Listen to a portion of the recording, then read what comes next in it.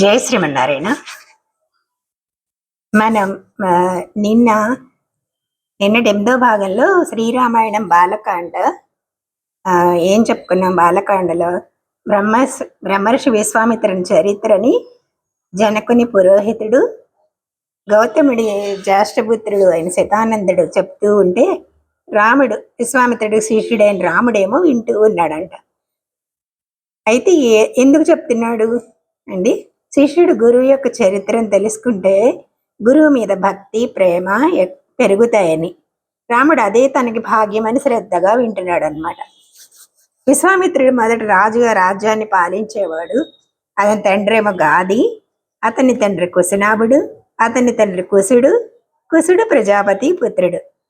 ఇది గొప్ప అయింది. ఇలా ఇంత గొప్ప వంశానికి చెందినవాడు అనమాట విశ్వామిత్రుడు అంటే. ఒకప్పుడు చతురంగ బలాలతో కూడా భూప్రదక్షిణం చేద్దామని చేస్తూ చేస్తూ వశిష్ఠాశ్రమానికి వచ్చాడు. వశిష్ఠుడేమో తన దగ్గర ఉన్న కామధేనువు లాంటి శబళ అనే ధేనువు సహాయంతో సైన్యానికి రాజుకు కూడా పంచభక్ష పరిమాణాలతో భోజన సత్కారాలు చేస్తాడు. విశ్వామిత్రుడు ఆ గోవుని తనకిచ్చేమని, దానికి బదులుగా 1,000 గోవులు, ఏనుగులు, గుర్రాలు, రత్నాలు, బంగారం ఇస్తాను, ఎంత కావాలంటే అంత ఇస్తానంటాడు. కానీ వశిష్ఠుడు మాత్రం ఈ గోవే తన సర్వస్వం, జీవితం అని నీకు ఇవ్వలేనని చెప్తాడనమాట. కోపంతో ఆ గోవుని బలాత్కారంగా లాక్కుని వెళ్ళిపోవాలనుకుంటాడు విశ్వామిత్రుడు.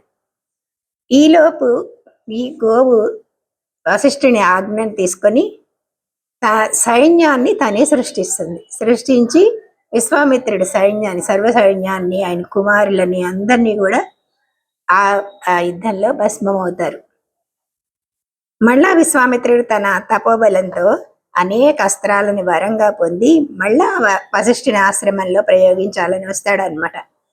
కానీ వశిష్ఠుని యొక్క బ్రహ్మదండం ఎదురుగా ఏ అస్త్ర బలం కూడా నిలవలేకపోతుంది. విశ్వామిత్రుడు ఇంకా సిగ్గుతో కుమారులను పోగొట్టుకొని తన సైన్యాన్నంతా పోగొట్టుకొని దక్షిణ దిక్కుకు వెళ్ళి అక్కడ గృహస్థుగానే తన పట్టప్రాణితో తపస్సుని మళ్ళీ చేస్తాడు. అయితే ఇప్పుడు అతని లక్ష్యం ఏంటి అంటే వశిష్ఠుడిలాగా బ్రహ్మర్షి కావాలి. కానీ అంత సంవత్సరాలు తపస్సు చేసినా కూడా ఆయన మహర్షి అయ్యాడు మాత్రమే అని చెప్తారు దేవతలు. అదే సమయంలో ఇక్ష్వాకు వంశంలో త్రిశంకువు అనే రాజు, ఆయన కూడా రాముని వంశమే. త్రిశంకువు అనే రాజుకి ఒక కోరిక కలుగుతుంది. ఏంటి? శరీరంతో స్వర్గానికి వెళ్ళాలి. అదే కోరికతో దానికోసం ఒక యజ్ఞం చేయాలనుకుంటాడు. దానికేమో తన కులగురువైన వశిష్ఠుడు కానీ అతడు కుమారులు కానీ అంగీకరించడు అనమాట. కులగురువుని కాదని వేరొకరిని ఆశ్రయించినందుకు చండాలుడిగా మారిపోతాడు. అయినా కోరిక తీర్చుకోవాలని విశ్వామిత్రుడి దగ్గరికి వచ్చాడు. తన కోరిక తీర్చమని ప్రాధేయపడుతూ ఉంటాడు అనమాట. అంతవరకు నిన్న మనం చెప్పుకున్నాము. ఇప్పుడు ప్రార్థన చేసి నెక్స్ట్ అసలు బ్రహ్మర్షి ఎలా కాగలిగాడు అని మిగిలిన స్టోరీని కూడా మనం ఈరోజు చెప్పుకుందాం. ప్రార్థన చేద్దాం. ఆపదామపహర్తారం దాతారం సర్వసంపదాం లోకాభిరామం శ్రీరామం భూయో భూయో నమామ్యం. కూజంతం రామ రామేతి మధురం మధురాక్షరం ఆరుహ్య కవితాశాఖం వందే వాల్మీకి కోకిలం. మనోజవం మారుతతుల్యవేగం జితేంద్రియం బుద్ధిమతాం వరిష్టం వాతాత్మజం వానరయూధముఖ్యం శ్రీరామదూతం శిరసా నమామి. కాశ్యపాన్వయ సంజాతం నారాయణ పదాశ్రితం శ్రీమన్నారాయణం వందే యతీశ్వర శ్రేయాజుషం. ఓం అస్మద్గురుభ్యో నమః. అలా త్రిశంకువు విశ్వామిత్రుడి దగ్గరకు వచ్చి అంటున్నాడు, దైవమేవ పరం మన్యే పౌరుషం తు నిరర్ధకం దైవేనా క్రమ్యతే సర్వం దైవం హి పరమాగతి. అంటే నేను నా ప్రయత్నంతో ధర్మాన్ని ఆచరిస్తున్నాను, కానీ దైవం అనుకూలంగా లేదు, కాబట్టి నేను ఇలాంటి ఇలా అవస్థపడుతున్నాను. దైవమే కదా అన్నిటికన్నా గొప్పది. పురుష ప్రయత్నం అంటే మనం చేసే ప్రయత్నం దాని ముందు వ్యర్థం కదా. అని దైవమే సుఖ దుఃఖాలను ఇచ్చేది కూడా దైవమే. కాబట్టి ఇలాంటి స్థితిలో ఉన్న నన్ను దీనుడైన నన్ను అనుగ్రహించండి అని ఈ విశ్వామిత్రుడిని ప్రార్థిస్తున్నాడు అనమాట. నాకు వేరే రక్షకులంటూ ఎవరు లేరు, ఇంకా మీరే నా దైవాన్ని సరిచేసి నన్ను రక్షింపకోరుతున్నాను అని చెప్పి వచ్చాడు తన దగ్గరికి. ఇక త్రిశంకు ఈ మాటలన్నీ విన్నాడు.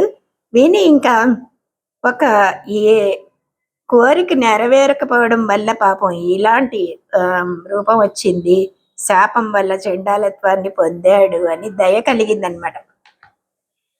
ఆ తర్వాత పురుషకారంతో అంటే పురుషాహంకారంతో దైవాన్ని ఎదుర్కోలేము అనే విశ్వాసం ఆయనకి కలగలేదు విశ్వామిత్రుడికి. దైవాన్ని ఎదుర్కోగలరా తన ప్రయత్నంతో? అహంకారం అన్నమాట. అయితే తన ప్రయత్నంతో వశిష్ఠుడిని జయించలేకపోయాడు. బ్రహ్మశక్తిని సంపాదించాలి అనుకున్నాడు తన ప్రయత్నంతోనే. కానీ మానసికంగా మాత్రం ఆ అభిమానం పోలేదు. దాంతో తనకి గల తపశ్శక్తితో అతని స్వర్గాన్ని కలిగించే యజ్ఞం చేయించవచ్చు అని భావించాడు. చెప్తూనే ఉన్నాడు కదా, పురుష ప్రయత్నంతో దైవాన్ని ఎదిరించలేము అని. అయినా సరే ఇంకా అహంకారం చావలేదనమాట. మనసులో కలిగిన దయ అనేది ఉంది, అది వాస్తవాన్ని గుర్తించలేకుండా చేసింది. ఓ ఇక్ష్వాకు చక్రవర్తి నువ్వు ధార్మికుడు అని నాకు తెలుసు, నీకు రక్షణ ఇస్తాను, నేను భయపడకు అని ఇప్పుడు మహర్షులందరినీ యుద్ధం చేయడానికి సాయానికి రమ్మని కబురు పంపిస్తాను. వాళ్ళతో కలిసి యజ్ఞాన్ని చేద్దాం. గురుశాపంతో నీ రూపం మారినా కూడా ఈ రూపంతోనే నువ్వు శరీరంతో స్వర్గానికి వెళ్తావు. స్వర్గం నీకు తప్పకుండా లభిస్తుంది. నేను ఇప్పుడు ఈ కౌశికుడు రక్షణగా ఉన్నాడు అని చెప్తుంటే తెలుస్తుంది కదా మనకి విశ్వామిత్రుడికి అహంభావం అనేది ఎంత ఉందో.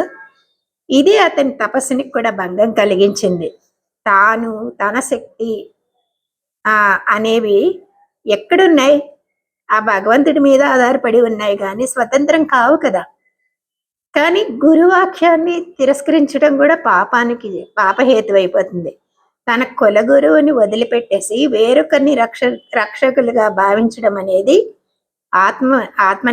ఆత్మనాశనమే.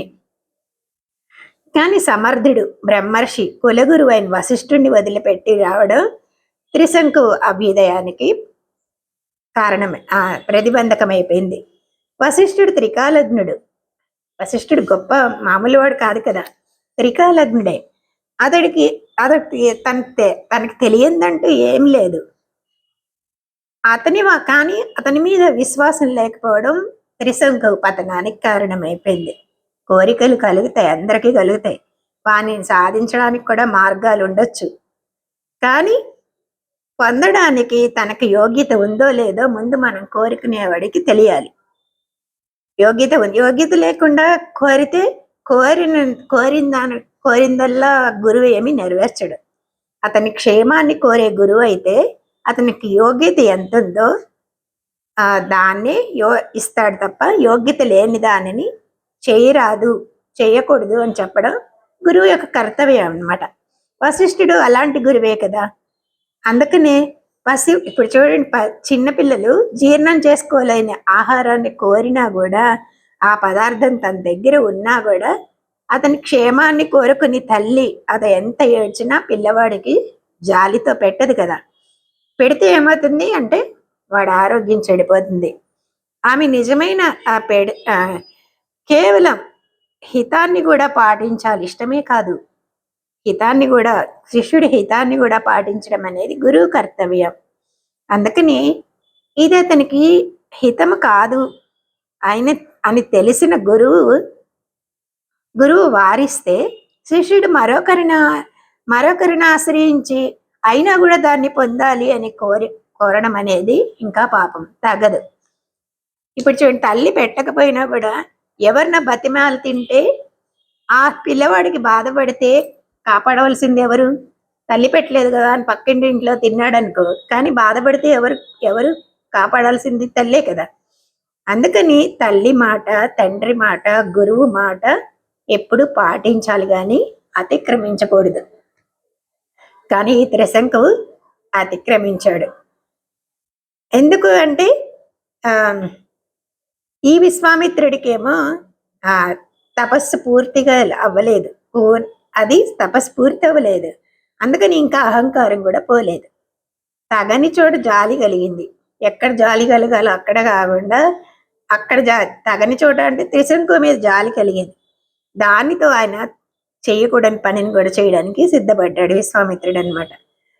త్రిశంకు కోరిక కూడా విరుద్ధమని గుర్తించలేకపోయాడు. ఇది తన తపస్సుకి చెడగొడుతుంది వాడి కోరిక. అలాగే త్రిశంకు కోరిక కూడా సవ్యమైంది కాదు కదా, అది గుర్తించలేకపోయాడు విశ్వామిత్రుడు. ఇక త్రిశంకుతో యజ్ఞం చేయిస్తానని చెప్పి తన పుత్రులని అందరినీ పిలిచి యజ్ఞ సామాగ్రిని సమకూర్చండి అని చెప్పాడు. శిష్యులందరినీ పిలిచాడు. వెళ్ళి అందరి ఋషుల ఆశ్రమానికి వెళ్ళి శిష్యులతో, మిత్రులతో, ఋత్విక్కులతో, పండితులతో అందరూ కలిసి రావాలి అని చెప్పి నేను చెప్పానని ఆహ్వానించండి అని ఆహ్వానం పంపాడు. విశ్వామిత్రుడి ఆదేశాన్ని విని శిష్యులు అన్ని దిక్కులకి వెళ్ళి పిలిచారు. వశిష్ఠ పుత్రులు 100 కోపంతో క్షత్రియులు యుద్ధం వశిష్ఠ పుత్రులు 100 ఉన్నారు కదా, వాళ్ళ కోపంతో క్షత్రియుల యజ్ఞం చేసేవాళ్ళు చండాలుడు చేసేవాడు. అయితే ఈ యజ్ఞంలో దేవతలు, ఋషులు ఎలాంటి హవిస్సును భుజిస్తారు అని ఆక్షేపించారు. అంటే విశ్వామిత్రుడు క్షత్రియుడు కదా, ఇంకా తపస్ఫూర్తి కాలేదు కదా అయింది. ఆయన క్షత్రియుడు, ఒక చండాలుడు అయ్యాడు త్రిశంకువు. అందుకని క్షత్రియులు యజ్ఞం చేయించేవాళ్ళును, చండాలుడేమో చేసేవాడా. అయితే ఆ యజ్ఞంలో దేవతలు, ఋషులు ఆ హవిస్సుని ఎట్లా తింటారు అని ఆక్షేపించారు. అంతేకాకుండా బ్రాహ్మణులందరూ అన్నారండి, ఈ చండాలుడు పెట్టిన భోజనాన్ని తిని స్వర్గాన్ని ఎలా పొందగలం అన్నారని. ఆ మాటలతో విశ్వామిత్రుడికి వెళ్ళి చెప్పారు విశ్వామిత్రుడి శిష్యులందరూ. విశ్వామిత్రుడికి కోపం వచ్చింది. ఇంకా దోషం లేని నన్ను దోషమున్నవాడిని అని చెప్పిన ఆ వశిష్ఠ పుత్రులు ఉన్నారు కదా, వాళ్ళందరూ భస్మం అయిపోగాక అని శపిస్తాడు. అంతేకాదు 700 జన్మలు ముష్టికులు, నీచు జాతిలో పుట్టి మనుష్య శరీరాలను తింటూ సునక మాంసాన్ని తింటూ వికృతమైన రూపంతో లోకల్లో సంచరిస్తారు అని శపించాడంట. ఇప్పుడు భస్మం చేసిందే కాదు, 700 సంవత్సరాలు మళ్ళీ జన్మ తీసుకున్నప్పుడు కూడా అన్నమాట అని ఈ విశ్వామిత్రుడు శపించాడు. వశిష్ఠ పుత్రులని శపించి విశ్వామిత్రుడు ఋషులతో చెప్తున్నాడు, ఇప్పుడు ఇతడెవరు? త్రిశంకువు, ఇక్ష్వాకు వంశంలో ఉన్నవాడే. ఈ శరీరంతో దేవలోకాన్ని పొందాలని నన్ను శరణ పొందాడు. ఇతడు శరీరంతోనే స్వర్గానికి వెళ్ళేటట్లుగా మీరు కూడా నాతో కలిసి యజ్ఞాన్ని చేయాలి అన్నాడు. విశ్వామిత్రుడి మాటలు విన్నారు వచ్చిన ఋషులందరూ. కొంతమంది వచ్చారు, కానీ అది చేయరాని పని అని తెలిసి కూడా విశ్వామిత్రుడు ఎక్కడ శాపమిస్తాడో అని భయపడ్డారనమాట. అయితే ఇంక భయపడి ఇంక ఏం చేస్తారు, యజ్ఞాన్ని చేయించారు. విశ్వామిత్రుడేమో యజ్ఞంలో భాగాన్ని స్వీకరించడానికి దేవతలందరినీ ఆహ్వానించాడు. కానీ దేవతలు ఎవ్వరు కూడా రాలేదు. ఇంకా హోమం చేస్తూ విశ్వామిత్రుడి కోపం వచ్చి హోమం చేస్తున్న ఆ స్రవం ఉంటుంది కదా, స్వాహ అని నెయ్యి వడ్డిస్తుంటారు కదా, అదనమాట. ఆ స్రవాన్ని పైకెత్తి పట్టుకొని త్రిశంకుతో చెప్తున్నాడు, త్రిశంకు ఇంకెవరు రాకపోయినా పర్వాలేదు, నా తపశ్శక్తి చూడు, ఇంతవరకు నేను చాలా తపస్సు చేశాను కదా, ఆ తపస్సు చేసి ఆర్జించిన ఫలమంతా ధారపోస్తున్నాను, ఈ ఫలంతో నీవు స్వర్గానికి వెళ్ళు అని చెప్పాడనమాట. అంటే అక్కడికి తను చేసిన ఫలమంతా ఫలితంతా ధారపోసి వీడిని పంపించడానికి సిద్ధపడ్డాడు త్రిశంకుని. ఇలా చెప్పంగానే ఆయన తపస్సు ఫలితంతో త్రిశంకు స్వర్గానికి వెళ్ళాడు. అక్కడ దేవలోకానికి వచ్చిన త్రిశంకుని చూసి ఇంద్రుడు, హే త్రిశంకు పో అని, స్వర్గంలో నీకు స్థానం లేదు, గురు శాపంతో నీ శ్రేయస్ అంతా కూడా నాశనం అయిపోయింది, పో తల కిందలుగా భూమి మీద పడు అని ఇంద్రుడు అనగానే త్రిశంకువేమో కింద పడిపోతున్నాడు. ఎందుకంటే స్వర్గలోకానికి రానివ్వలేదు కదా, తల కిందలుగా కింద పడుతున్నాడు అనమాట. పడుతూ విశ్వామిత్రుని రక్షించు అని కేకేస్తున్నాడు. విశ్వామిత్రుడేమో అక్కడే ఆగు అని ఆజ్ఞాపించాడు. దక్షిణం వైపు ఆకాశాల్లో అతన్ని ఆపి రెండవ బ్రహ్మ అన్నట్లుగా అక్కడ సప్త ఋషులని సృష్టించాడు, మరొక నక్షత్రాలని సృష్టించాడు. ఇలా కొత్తగా సృష్టించాడు. నక్షత్ర వంశాన్ని కూడా కొత్తగా సృష్టించాడు. మధ్యలో కదా మరి, పైన ఆకాశంలో అయితే ఉంటాయి కానీ మధ్యలో ఎక్కడుంటాయి? కానీ అక్కడ కూడా సప్త ఋషులని నక్షత్రాలని సృష్టించాడు. ఆ కొత్తగా సృష్టించి ఈ లోకంలో ఇంద్రుడు లేకుండా చేస్తాను అనుకున్నాడు, లేదా వేరొక ఇంద్రుడిని కూడా సృష్టిస్తాను అనుకున్నాడు. కానీ దేవతలని కూడా కొత్త వారిని సృష్టించడానికి సిద్ధపడ్డాడు. ఇంద్రుడేంటి, దేవతలేంటి అన్ని కూడా కొత్త వాళ్ళని సృష్టించడానికి సిద్ధపడ్డాడు అనమాట.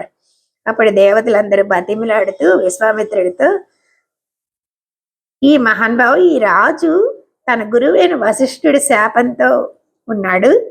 శరీరంతో స్వర్గాన్ని చేరడానికి ఇతనికి అధికారం లేదు. ఈ మాట విని ఇక దేవతలతో శరీరంతో స్వర్గానికి నేను చేరుస్తానని ప్రతిజ్ఞ చేశాడు కదా, మరి అది వ్యర్థం కాకూడదు అని శరీరంతో కూడిన 1000 విత్రసంగోకు శాశ్వతంగా ఆ పైలోకంలోనే ఒక నివాసం ఏర్పరిచాడు. అతని కొరకు నేను నిర్మించిన నక్షత్రాలన్నీ అలాగే ఉంటాయి. నేను చేసిన పని మాత్రం మీ అందరూ అంగీకరించాలి అని దేవతలందరినీ అంగీకరింపజేశాడు అనమాట. అందుకే ఇప్పుడు ఎల్లకాలం ఉండాలి, అలా జ్యోతిర్మండలం వెలుపల నేను సృష్టించినవన్నీ ఉంటాయి అని ఆ నక్షత్రాల మధ్యలో తల్లకిందులుగా త్రిశంకువు ఉంటాడు అని పలికాడు అనమాట. దేవతలందరూ విశ్వామిత్రుడిని కొంచెం దయదలిచాడు కదా, మరి ఇక ఋషులందరూ యజ్ఞాన్ని సమాప్తి చేశారు. వాళ్ళ ప్రదేశాలకి వెళ్ళిపోయారు అనమాట. ఇట్లా ఇప్పటి వరకు తను సంపాదించిన మళ్ళీ తపస్సు ఫలితం అంతా వ్యర్థం చేసుకున్నాడు. ఇంక తర్వాత విశ్వామిత్రుడు ఆ ఋషులందరినీ చూసి, దక్షిణ దిక్కున చేశాను కానీ ఘోరమైన విఘ్నం వచ్చింది, మరొక దిక్కుకు పోతాను అని పశ్చిమ దిక్కుకి విశాలంగా ఉన్న తపోవనంలో అంటే పుష్కర క్షేత్రాల్లో తపస్సు చేయడానికి వెళ్ళాడనమాట. ఇక పుష్కర క్షేత్రంలో కూడా ఏదో కందమూలాలని ఫలాలని తింటూ ఎవరు పాడు చేయలేనట్టుగా ఆ తపస్సు చేస్తున్నాడు. ఆ కాలంలోనే అయోధ్యకి రాజైన అంబరీషుడు యజ్ఞం చేస్తున్నాడు అన్నమాట. అతనికి యజ్ఞ పశువుని ఏం చేశారు, యజ్ఞం చేస్తుంటే యజ్ఞ పశువు ఉండేది కదా, ఆ యజ్ఞ పశువుని ఇంద్రుడు అపహరించాడు అనమాట. ఇంకా పురోహితుడు అంటున్నాడు అంబరీషుడితో, యజ్ఞ పశువు పోయింది, నీవు దీనికి నువ్వే కారణం, అంటే నీ పరాకే కారణం, ఇంద్రుడే ఎత్తుకుపోతుంటే చూడలేదు కదా, మరి అందుకని నీవు ఆ పశువుని కాపాడకపోవడం వల్ల ఆ దోషం నిన్ను నాశనం చేస్తుంది. ఆ పశువుకి ప్రతినిధిగా ఒక మనుషుని కొన్ని గోవులను తెచ్చి ఇచ్చైనా తేవాలి అన్నాడు. ఒక మనుషుడిని తేవాలి, వాళ్ళకి కొన్ని గోవులను ఇచ్చి ఆ మనిషిని తేవాలి అని చెప్పాడు అనమాట. యజ్ఞం జరగడానికి ఇంకా సమయం ఉంది కనుక యజ్ఞం జరుగుతుండగానే ఒక నరుణ్ణి తెచ్చి పశువుగా బంధించాలి ఈ యజ్ఞం దగ్గర అని చెప్పాడు. ఇంకా ఆ మాటలు విన్నాడు పురోహితుని మాటలు విని రాజేమో కొన్ని వేల గోవులైనా ఇచ్చి యజ్ఞ పశువుని తేవాలి అని బయలుదేరాడు. కానీ ఎవరిస్తారు పిల్లలు? ఒక నరుణ్ణి యజ్ఞ పశువుగా అంటే తర్వాత ఏం చేస్తారు, బలి ఇచ్చేస్తారు కదా. అందుకనే బయలుదేరాడు, చాలా తిరిగాడు, ఆశ్రమాలను తిరిగాడు. ఇలా తిరుగుతూ ఉండగా ఒక రుచికుడు ఉండే తన భార్య పిల్లలతో ఉండే ఆశ్రమానికి వచ్చాడనమాట. అంబరీషుడేమో ఈ రుచికుడికి నమస్కారం చేసి, నా యజ్ఞ పశువు పోయింది, దానికి బదులుగా ఒక నరుడు కావాలి, 1,00,000 గోవులను ఇస్తాను దానికి బదులుగా, నీ కుమారుణ్ణి నాకు విక్రయించు అన్నాడు. దేశమంతా వెతికాను కానీ యజ్ఞ పశువు అయితే లభించలేదు. అందుకని అది విఘ్నం కాకుండా యజ్ఞం అనుగ్రహించు, నీ పిల్లల్లో ఎవరినైనా ఇచ్చి అని అడుగుతాడు అనమాట. రుచికుడికి 3 పిల్లలు. అంబరీషుడి మాటలు విని రుచికుడు ఏం చేస్తాడు, పెద్దవాడిని నమ్మడం నాకు ఇష్టం లేదు అన్నాడు. వాడి తల్లి ఏమంటుంది, చివరి వాడిని నేను వదలను అంటుంది. అంటే సాధారణంగా లోకల్లో ఎలా ఉంటుంది, పెద్ద కొడుకు మీదేమో తండ్రికి ప్రేమ ఉంటుంది, చివరి పిల్లల మీదేమో తల్లికి మమకారం ఉంటుంది కాబట్టి నేను ఈ చివరి వాడిని వదలను అని తల్లి చెప్పిందంట. తల్లి తండ్రి అలా అనంగానే మధ్యవాడు సునస్సేపుడు, మధ్యవాడు అనమాట వాడు, అతను చెప్తున్నాడు, మా తండ్రి గారేమో పెద్దవాడిని అమ్మడానికి అంగీకరించలేదు, నా తల్లి ఏమో చివరివాడిని వదలింది కనుక మధ్యవాడిన నన్ను అమ్మడానికి వారికి అభ్యంతరం లేదన్నమాట. అయితే నన్ను అమ్మినట్లే అయిపోయింది, రాజా నన్ను తీసుకుని వెళ్ళిపో అన్నాడు అని స్వయంగా పాపం అంబరీషుడితో వెళ్ళడానికి సిద్ధమయ్యాడు అనమాట. దానికి బదులుగా 1,00,000 గోవులని రుచికుడికి ఇచ్చాడు. ఇచ్చి అంబరీషుడు రథం మీద సునస్సేపుడిని కూర్చోబెట్టుకుని తన రాజధానికి బయలుదేరాడు అనమాట. ఇలా వెళ్తూ ఉంటే మధ్యలో మధ్యాహ్నం సమయంలో ఈ పుష్కర క్షేత్రంలో ఎవరున్నారు, అక్కడ విశ్వామిత్రుడు తపస్సు చేసుకుంటున్నాడు కదా, అక్కడ ఆ క్షేత్రంలో కాసేపు విశ్రాంతి తీసుకుందాము అనుకున్నారనమాట. సునస్సేపుడు ఎప్పుడు ఏం చేశాడు, విశ్వామిత్రుడిని చూశాడు. అక్కడ చూసి విశ్వామిత్రుడు ఎవరు అంటే ఈ సునస్సేపుడికి మేనమామ అన్నమాట. ఇక అది చూడంగానే ఇంకా పరుగు పరుగుని వెళ్ళి విశ్వామిత్రుడు ఒళ్ళో పడ్డాడు అనమాట. పడి నన్ను రక్షించడానికి నాకు తల్లి లేదు, తండ్రి లేదు, బంధువులు లేరు, నువ్వే నన్ను రక్షించు, నువ్వే నన్ను కాపాడు అని ప్రార్థించాడు అనమాట. అంబరీషుడేమో యజ్ఞం పూర్తి చేసుకోవడానికి నన్ను తీసుకుని పోతున్నాడు, అతని యజ్ఞం పూర్తి అవ్వాలి. ఎందుకు అంటే ఎందుకు కోరుకున్నాడు యజ్ఞం పూర్తి అవ్వాలని, ఆల్రెడీ కొనేసుకున్నాడు కదా. అయితే ఆయన యజ్ఞము పూర్తి అవ్వాలి, నాకు దీర్ఘాయువు కలగాలి, నేను తపస్సు చేసి స్వర్గాన్ని పొందేటట్లుగా అనుగ్రహించు, నీవే తండ్రిలాగా నా దిక్కులేని నన్ను కాపాడు అని ప్రార్థించాడు అనమాట. ఈ సునస్సేపుడు మాటలు విని విశ్వామిత్రుడికి మళ్ళీ జాలి కలిగిందనమాట. తన 100 పిల్లల్ని పిలిచి పరలోకాన్ని పొంది సుఖాన్ని పొందడానికి తల్లిదండ్రులకు ఉపకరించడమే పుత్రుల కర్తవ్యం కదా, మీరు నాకు అలాంటి ఉపకారం చేయండి. ఈ ముని కుమారుడు బాలుడు నన్ను శరణి కోరాడు కదా, ఇతని జీవితాన్ని నిలపగలిగితే నాకు పరలోకం సిద్ధిస్తుంది. కాబట్టి మీరందరూ సుకృతం చేశారు, కావున మీరు అంబరీషుని యజ్ఞాన్న పశువులుగా ఉండి ఈ బాలుని రక్షించండి అన్నాడు. అగ్నిదేవుడికి తృప్తిని కలిగించండి అంటే తన సొంత పిల్లల్ని యజ్ఞ పశువులుగా వెళ్ళమని చెప్తున్నాడు ఈయన సునస్సేపుడిని రక్షించడానికి.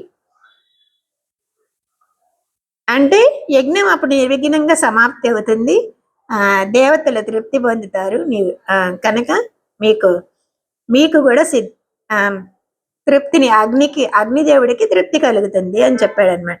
ఇలా చెప్పంగానే విశ్వామిత్రుడికి చెప్పంగానే పిల్లలందరూ ఇలా అన్నారంట, తన కుమారుని వదిలిపెట్టేసి ఇతరుల కుమారుని రక్షించడం నీకేమన్నా భావ్యంగా ఉందా, నీకేమన్నా యుక్తంగా ఉందా? ఆహారంలో శునక మాంసం తీసుకుని ఎలా నిందించదగిందో పైవారి పిల్లల కోసం తన కుమారుని వదిలిపెట్టడం కూడా అట్లాంటిదే. ఇలా కుమారులు పలకంగానే తనకు ఎదురు పలుకుతారా తన కొడుకులు అని చెప్పి కోపంతో ఏ మాత్రం భయం లేకుండా తండ్రి మాటను ధిక్కరించడం అధర్మం అని తెలిసి కూడా ధిక్కరించి మాట్లాడారు మీరు. కాబట్టి మీరందరూ వశిష్ఠపుత్రులాగా శునక మాంసం తినేవాళ్ళు అవుతారు, 1000 సంవత్సరాలు ఈ లోకంలోనే ఉంటారు అని వాళ్ళ సొంత పిల్లలకి కూడా శాపం ఇచ్చేశాడు.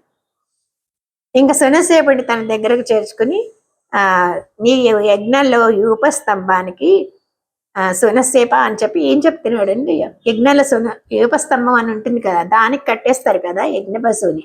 అందుకనే యజ్ఞంలో యూపస్తంభానికి ఎర్రచందనం పూసి ఎర్ర మాలికలు వేసి నిన్ను ఆ స్తంభానికి కట్టేస్తారు. ఆ యూపస్తంభం ఏంటి అంటే విష్ణుదేవత రూపంగా చేస్తారనమాట. నీకు ఇప్పుడు నేను రెండు మంత్రాలను ఉపదేశిస్తాను. ఈ 2 దాంట్లో ఒకటి ఇంద్రుడిని ఉపేంద్రుడిని చెయ్యి, అది 2 మంత్రాలతో వాళ్ళని స్తుతించు నిన్ను కట్టేసిన తర్వాత అనమాట. అలాగే నేను ఇచ్చిన దీంతో అగ్నిని స్తుతించు ఫస్ట్, అప్పుడు నీకు రక్షణ కలుగుతుంది, యజ్ఞం పరిసమాప్తి కూడా అవుతుంది, నీకు సిద్ధి కలుగుతుంది అని 2 మంత్రాలని అతనికి ఉపదేశించాడు అనమాట. సరే ఇంకా అంబరీషుడికి శనస్సేపుడికి ఎంత ఆనందం వేసింది.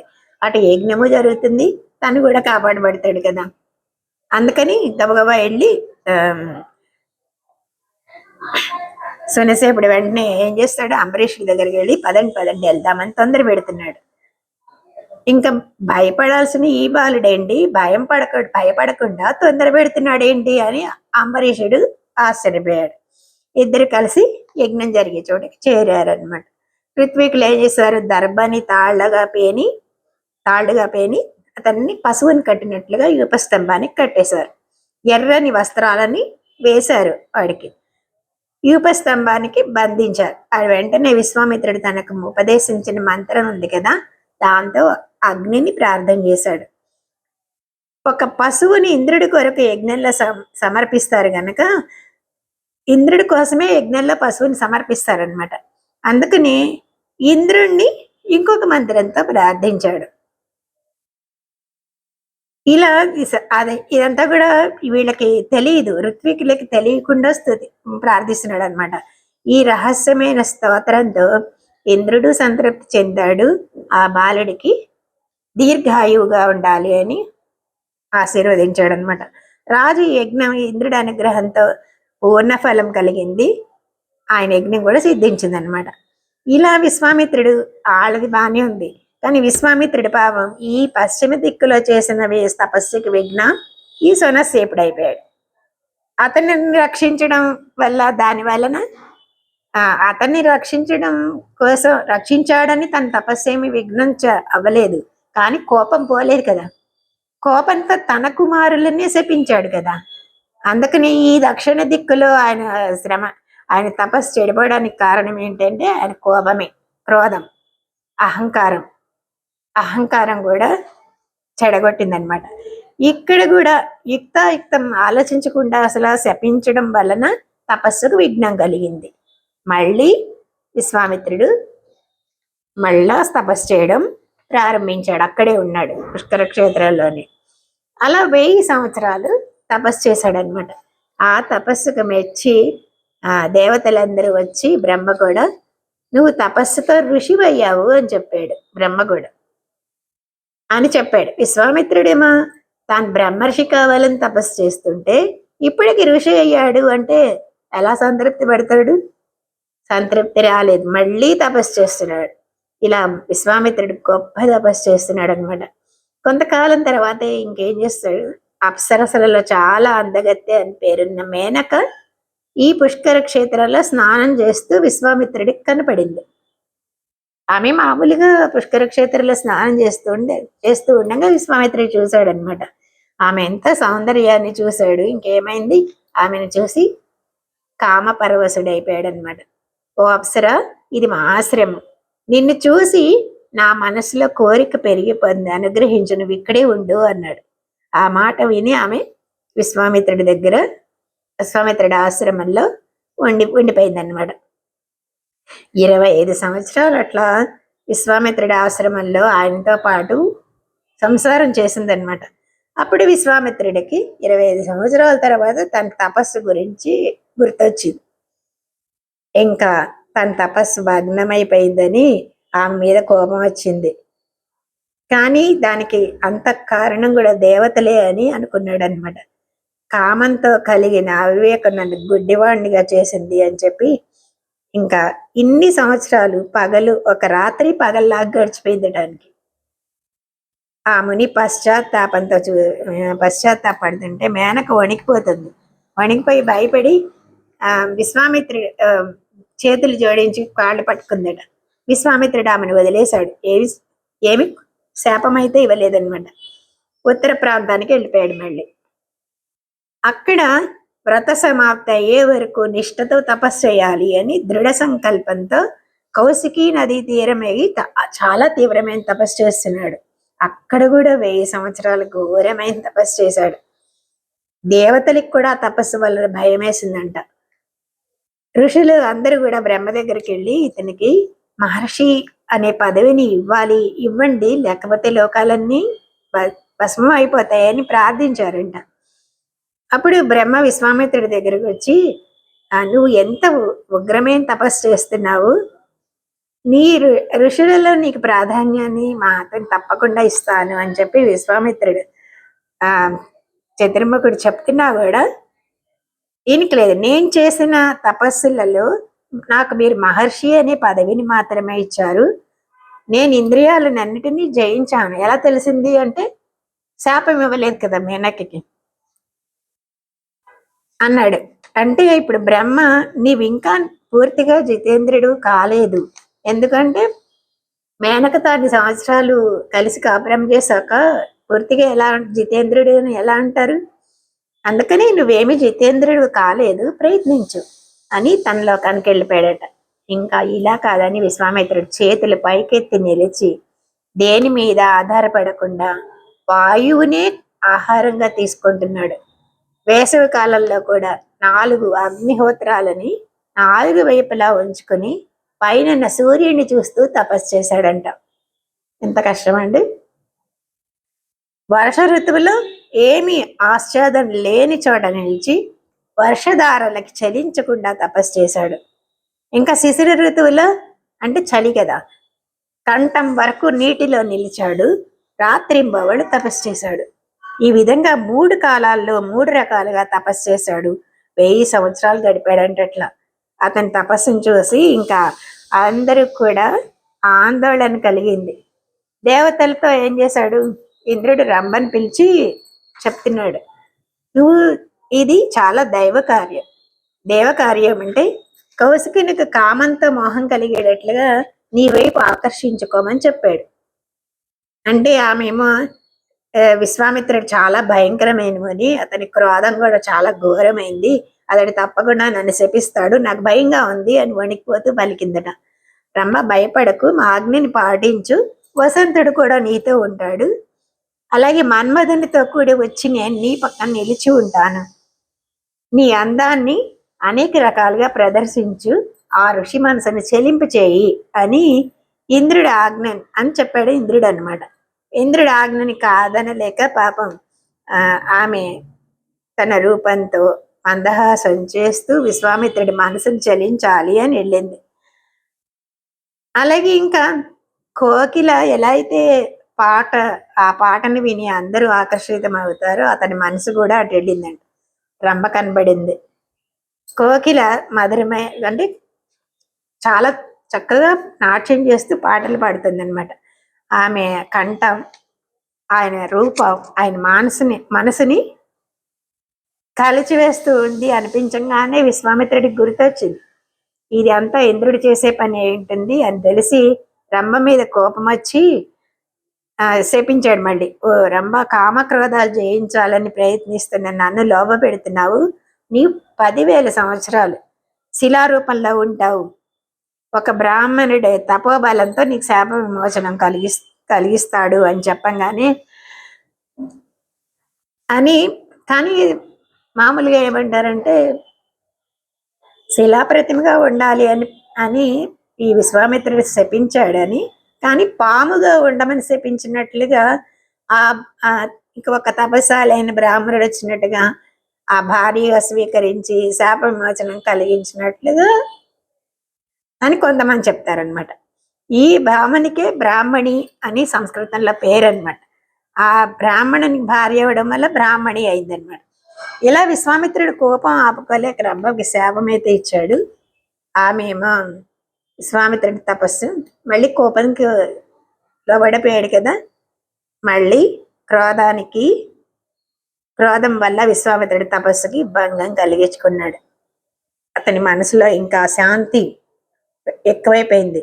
ఇంకా క్రోధం తను వశపడరాగదు, నేను ఇంకా మాట్లాడిన ఎవరితో ఊపిరి కూడా తీసుకోను, శరీరాన్ని శుష్కింపజేసుకుంటాను నా తపస్సుతో, ఆ బ్రాహ్మణ్యం అంటే బ్రహ్మర్షి అయ్యే వరకు కూడా అన్ని సంవత్సరాలు ఊపిరి తీసుకోను, భోజనం చేయను, ఇలాగే ఉంటాను అని 10,000 సంవత్సరాలు దీక్ష పట్టి 1000 సంవత్సరాలేమో ఊపిరి తీసుకోలేదు, ఇంకా తర్వాత భోజనం చేయలేదు.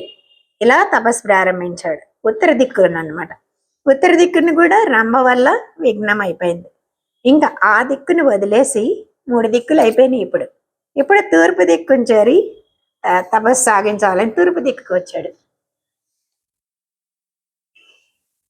అక్కడ 1000 సంవత్సరాలు కూడా పూర్తయింది. ముని ఎలా ఉన్నాడో తెలుసా? అప్పుడు ఒక ప్రతిమలాగా నిశ్చలంగా అయిపోయాడు. ఎన్ని విఘ్నాలు రాని, కానీ అతని మనసులో క్రోధం మాత్రం రావడం లేదు. ఇప్పుడు 1000 సంవత్సరాలు పూర్తయిపోయినాయి. వ్రత సమాప్తి చేసాడు.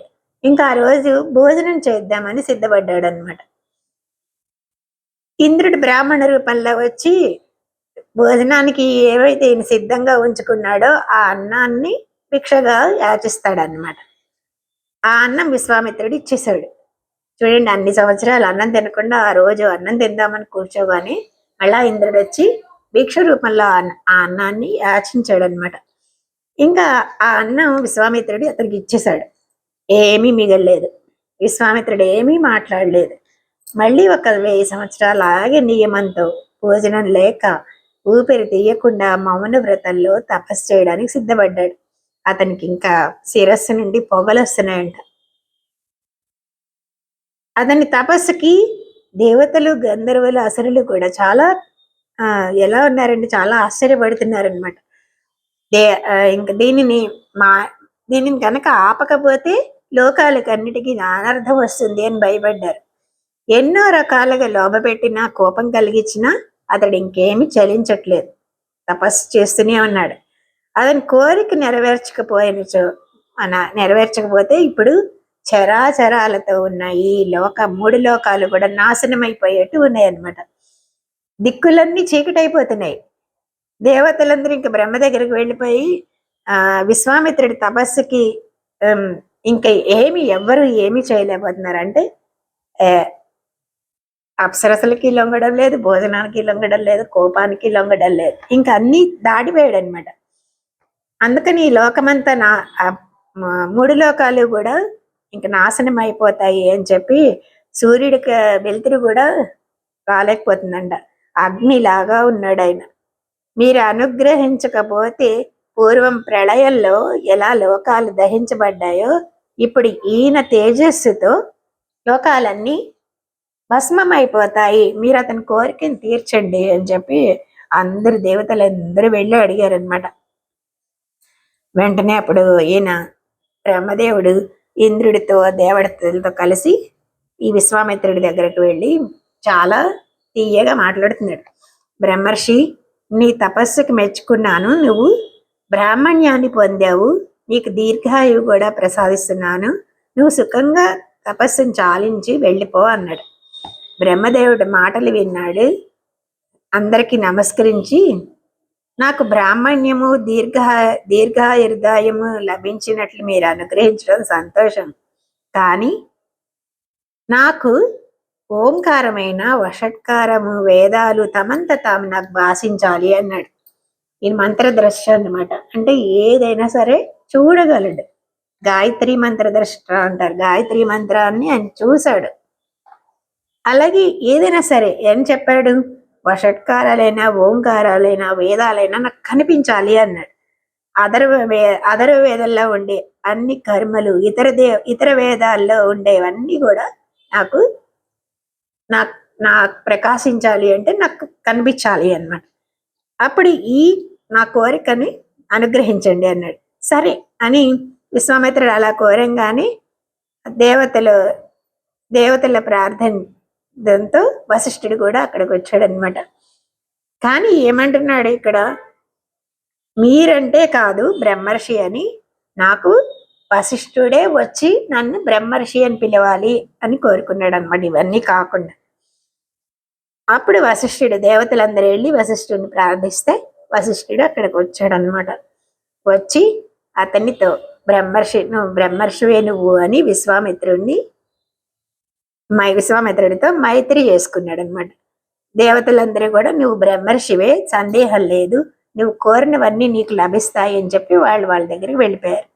ఇలా చెప్పాడనమాట. మొత్తానికి బ్రహ్మర్షి అవ్వడానికి 4000 సంవత్సరాలు 4 దిక్కుల్లో ఎంత ఘోరంగా తపస్సు చేసి తన తపస్సులన్ని చోట్ల వ్యర్థం చేసుకొని చివరికి కామాన్ని, క్రోధాన్ని జయించి బ్రహ్మర్షి కాగలిగాడు.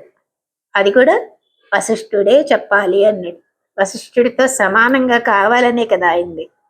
అలా బ్రహ్మర్షి కాగలిగాడు అనమాట. ఇప్పుడు ఇలా ఎవరు చెప్తున్నారు? శతానందుడు రాముడికి చెప్తున్నాడు కదా.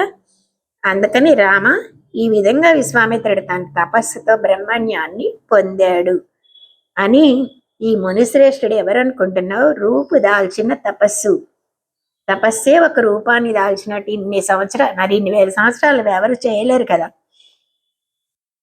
అని శతానందుడు విశ్వామిత్రుడి వైభవాన్ని రాముడికి చెప్పాడనమాట. సరే, ఇంకా పొద్దుపోతుంది, మళ్ళీ మనం రేపు కలుద్దామని చెప్పి శతానందుడు వాళ్ళందరికీ ప్రదక్షిణ చేసి వెళ్ళిపోయాడు. రామలక్ష్మణులతో కూడి విశ్వామిత్రుడు కూడా తనకు విడిదిగా కల్పించిన దగ్గర వస్తువుల దగ్గరికి వెళ్ళిపోయారనమాట. అది జయ శ్రీమన్నారాయణ. అంటే ఇంతమంది ముందు, ఋషుల ముందు, మంత్రుల ముందు, రాజు ముందు అన్ని తన గురించి చెడుగా చెప్తున్నా సరే, అంటే మేనకొచ్చింది, రంబొచ్చింది, ఇవన్నీ కూడా చెప్తున్నా సరే ఏమి కోపం లేకుండా విన్నాడు విశ్వామిత్రుడు. అంటే కామక్రోధాలని జయించాడు అన్నమాట. అందుకని ఇప్పుడు ఆయనకి తన గురించి చెప్తున్నా కూడా ఆయనకి కోపం రాలేదు, అంత మహానుభావుడయ్యాడు ఆయన. అందుకనే ఏం చెప్పారు, ఇది అన్ని సాధించుకున్న తర్వాత మళ్ళీ ఆ అస్త్రాలన్నీ, తన విద్యలన్నీ రాముడికి సమర్పించి రాముడిని శరణాగతి చేసి అడిగి, ఆ శరణాగతితో తన జీవితాన్నంతా కూడా తన ప్రారంధాన్ని అనుభవించి చివరికి లక్ష్మీనారాయణులుగా సీతారాముల్ని కలిపి ఇంకా తనని చాలించాలి అనుకున్నాడు అనమాట. అది ఆయన చేసిన గొప్ప పని రాముడు. సో అంత గొప్ప మహర్షి గురించి, బ్రహ్మర్షి గురించి తెలుసుకోవడం మనందరికీ కూడా ఎంతో పుణ్యం చేసుకుంటే గాని దొరకదంట. జయ శ్రీమన్నారాయణ. చాలా బాగుంది.